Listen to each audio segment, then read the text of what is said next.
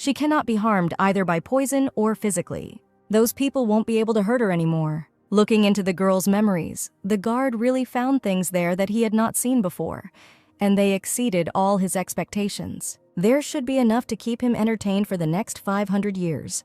But one memory particularly impressed him. Is this really her past life? He thought she was just an arrogant little person, but it turns out she had a difficult past behind her. He took a step towards the girl. Their contract will be concluded as soon as she gives him a name. Adelia was surprised that the guard wanted to get a name. She did not remember this in the original story. But the wolf explained that since she is an unstable creature, she needs a special approach, so he will serve her as his master. And she will be able to call on him whenever she wants, and if she gets into trouble, he will be able to help her.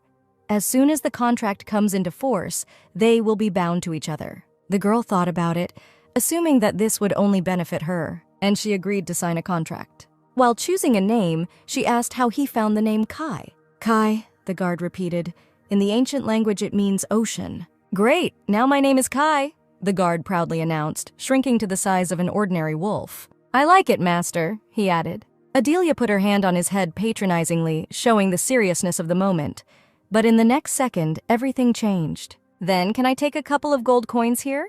The girl's eyes became like banknotes. Kai sighed tiredly, but allowed it. And when the girl indiscriminately began to shovel everything she saw into the bag, he was indignant that it was only a couple of coins, no more. After some time, Adelia remembered that he was talking about some side effects from white magic. Well, Kai began. The whole story took some time, and the girl listened to him carefully. At one point, she was surprised and even a little scared. But in the end, I came to terms with the fact that this could happen. After all, the zone will not die from these side effects. Let's go. I need to do something. Adelia headed towards the exit. Kai was interested in where they would go and assumed that it was to her home. But the girl answered negatively they were going, as Adelia put it, to make money. 3 years later. And the last lot for today? The presenter loudly announced. It was personally presented. Here the man paused for a long time, by the owner of this auction house and the head of Eileen Marie. The audience froze in admiration, but soon whispers spread throughout the hall. This is the rarest thing in the history of trading in this auction house, and it is none other than a stone of white magic, found for the first time in the last 300 years. The presenter pulled back the cover that hid such a valuable lot, and the stone sparkled in all its splendor. The whispers in the hall intensified, and the presenter suggested starting with 100 gold pieces. Immediately, the first hand flew into the air, followed by a second, a third, and soon the price reached 500 gold. The first stone of white magic in the last 300 years, the long-haired man in the mask said thoughtfully. And then he raised his hand with a sign denoting a super important person, naming an incredible amount, 5,000 gold. Everyone present in the hall simultaneously let out an indignant sigh and stared at him. The man, it would seem, did not notice the glances directed at him, as did his neighbor in the same mask, as if they were spending such amounts every day. Sweating mercilessly, the presenter asked if anyone would give more, but there were no takers, and then, starting the countdown, he finally announced sold. The long-haired man did not expect that the stone of white magic would be taken out, and there are only 2 explanations for this. Either the head is familiar with the white magician, or he himself is one. Lucian, I will leave the head of Eileen to you, he gave an order to his neighbor. He had to find him and bring him to him. I understand, Your Majesty, the young man said, taking off his mask. After this auction, many newspapers published articles under the questioning heading, Who is the head of Eileen? The Eileen Trading Company suddenly appeared in the Empire 3 years ago, thanks to their selection of rare items, unique advertising methods, and a capable deputy chief. They are considered the 4th most powerful faction in the Empire. But the only thing known about their boss is that her name is Marie. Who is this Marie? Some people suggest that the deputy chief may actually be the real boss. What could be the point in this? The enraged man angrily threw the newspaper. How dare they associate someone like me with our magnificent leader? He is just her pathetic slave. He lamented that reporters couldn't even distinguish fact from rumor, but then he noticed a girl enter the room who told him not to worry about it and just ignore it. Head! The man shouted joyfully and rushed towards the girl, thereby frightening her. Lifting her into the air, he happily said that he missed her very much, not paying attention to the girl's demands to put her in her place, because she had already said that this made her dizzy. Having obeyed, the man returned her to the ground. Indignant at how the assistant wasn't tired of doing this every time he saw her, the girl tried to catch her breath and listen to the delight that just one look at her gave him so much joy. Adelia took off her cloak, sat down at the table, and demanded to know how the auction went. As she wanted, the emperor won the bet on the white magic stone, and he also ordered the crown prince to seize the head. And rumors began to circulate that the head of Eileen was a white magician. By the way, the assistant was also interested in where she got this white magic stone from. Smiling, the girl said that she made it herself. The assistant nodded understandingly. But then the meaning of what was said dawned on him, and he literally fell into awe. Too loudly, so much so that Adelia had to cover her ears with her hands. The man asked if she really was a white magician. He felt betrayed. How could she keep such a big secret from him for all the years they spent together? And why did she reveal herself now? If she had been hiding it all this time, the question was asked literally right to her face. The girl answered with a sigh that her plan was for this stone to end up in the hands of the emperor, and demanded that the assistant move away from her face. And in general, stop making a fuss here. It's better for him to book time for her to visit a clothing store. She will need to attend the Imperial ball. Why, the man was surprised.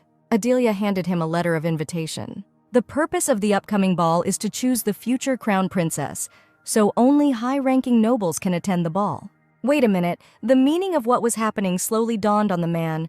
Are you really a noblewoman? Yes, Adelia was indeed a noblewoman, the daughter of a count, to be precise. It seemed to her that she was telling the assistant about this, but his whole appearance indicated that he was hearing about it for the first time and was quite shocked. The girl continued that her real name was Adelia Vita. The man remembered that Vita is the family to whom their company regularly sends money, and the girl froze warily. They owe so much money that they will not be able to pay it off, even with all their assets combined. In fact, he found it strange that the head never asked them to return a single cent, and now it is clear that it is because they are her family. Adelia allowed him to think what he wanted and hurried him to book a visit to the store under her real name. But the assistant had one more question, which the girl didn't like much. Noticing her cold gaze, he became a little embarrassed and promised that it was really the last one. "Be brave," the girl said sternly. He was interested in the reason why the head offered the white magic stone to the emperor and planned to attend the Imperial ball.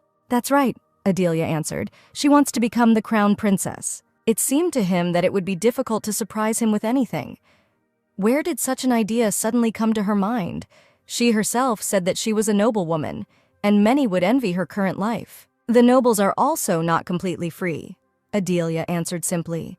"A girl of noble blood is either given in marriage, or she spends her whole life obeying the head of her family. She cannot live like this, but wants to have a title and lead her own family." The assistant thought, if this is her goal, then indeed, becoming the crown princess is the best way to change the situation.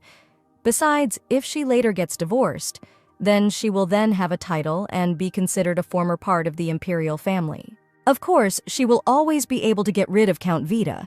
Her abilities will be recognized, and she will be able to become the head of the family in his place. Unfortunately, getting recognition even as the head of Eileen is already quite difficult. But if she can become the crown princess, then destroying the Vita family will be easy and simple. And more importantly, she will be able to meet Princess Ariana. A satisfied grin appeared on the girl's face. That's right, since she ended up in this book, shouldn't she at least get to meet her favorite heroine? Her grin startled the assistant who was watching the chief, and he called out to her quietly. Pretending that nothing had happened, Adelia announced that she planned to make a deal with the crown prince. In response to the assistant's fair doubts whether His Highness would agree, she noted that she would offer him the rights to trade in white magic stones. It turns out that she just wants to blame all the boring diplomatic problems on him, the man realized. "You're so smart," Adelia noted with a smile. "That's why I like you." They are a private company, so they often have to deal with piles of documents when exporting white magic stones.